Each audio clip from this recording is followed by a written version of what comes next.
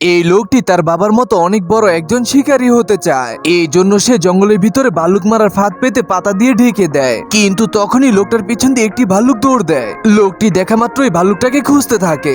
এরপরে ভাল্লুকটি লোকটাকে ভয় দেখানোর জন্য পিছন দিয়ে এসেই তার মুখের ভিতরে অনেকগুলো কালো জাম ভরে দেয় এবং ভাল্লুকটি তাকে হাই দিয়ে সেখান থেকে চলে যেতে থাকে। তখনই লোকটাও ভাল্লুকটাকে ধরার জন্য তার পিছনে পিছনে হাঁটতে থাকে। কিন্তু ভাল্লুকটি লুকিয়ে লুকিয়ে লোকটার সাথে অনেক মজা করতে থাকে।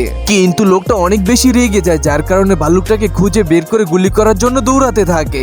লোকটি দৌড়াতে দৌড়াতে পাহাড়ের শেষ প্রান্তে চলে আসে এবং নিজেকে কন্ট্রোল করতে না পেরে পাহাড় থেকে পড়ে যেতে থাকে। তখনই ভাল্লুকটা এসে লোকটার পা ধরে তাকে বাঁচিয়ে নেয়। কিন্তু তখনই লোকটার পকেট থেকে তার বাবার সেই ফটোটি নিচে পড়ে যায়। আর ভাল্লুকটা লোকটাকে নিচে রেখে দিয়ে সে ফটোটাকে হাতে তুলে নিয়ে অনেক ভালোভাবে দেখতে থাকে, কারণ ছবির ভিতরে যে ভাল্লুকটি দেখা যাচ্ছে সেটি হলো এই ভাল্লুকের বাবা, যার কারণে ভাল্লুকটার মন অনেক খারাপ হয়ে যায়। তখন ভাল্লুকটি ভাবতে থাকে এই শিকারীও হয়তো তাকে মেরে ফেলবে। এর কারণে ভাল্লুকটি ভয় পেয়ে সেখান থেকে দৌড়ে পালাতে থাকে। কিন্তু শিকারী উঠেই ভাল্লুকের পেছনে গুলি করে দেয়, যার কারণে ভাল্লুকটি গুলির শব্দ শোনা মাত্রই সে বুকে হাত দিয়ে নিচে শুয়ে পড়ে এবং সে দেখতে পেল যে শিকারী গুলিটা তাকে করেনি, সে তার সামনে থাকা ফাঁদটাকে গুলি করে ফাঁদটাকে নষ্ট করে দিয়েছে। তখন শিকারী ভাল্লুকের দিকে তাকিয়ে তার ভুলটাকে বুঝতে পেরে বন্দুকটাকে নিচে ফেলে দিয়ে চলে যেতে থাকে। কিন্তু তখনই ভাল্লুকটা এসেই শিকারীকে থামিয়ে দেয় এবং তারা দুজন অনেক ভালো বন্ধু হয়ে যায়।